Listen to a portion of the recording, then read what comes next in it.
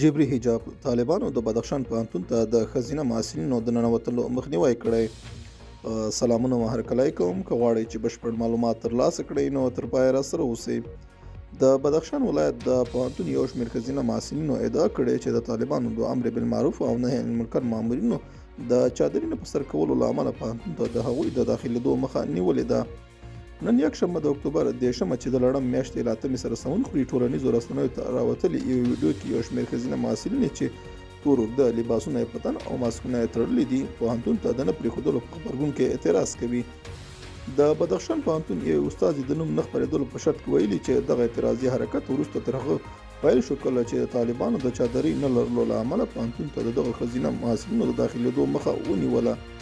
هغې وویل چې د طالبانو د امر بالمعروف او نهي عن المنکر مامورینو تر دې مخکې له ښځینه محصلینو غوښتي وو چې باید حجاب رعایت کړي او پوهنتون ته له چادرۍ سره راشي.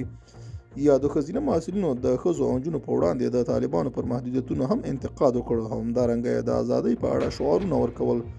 ویل کېږي چې ځایي طالب چارواکو د یاد لاریون مخه نیولې، خو تر دا مهاله د بدخشان پوهنتون محصلینو او په هغه ولایت کې د طالبانو ځایي چارواکو په دې اړه څه نه دي ویلي.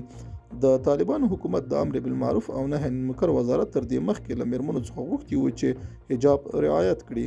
بلخوا د ښځو د ملاتړ نړیوال مدافع بنسټونه په افغانستان کې د ښځو په وړاندې د طالبانو د محدودیتونو د دوام په اړه اندېښنه ښودلې ده. دا زموږ نننی چمتو شوی مطلب.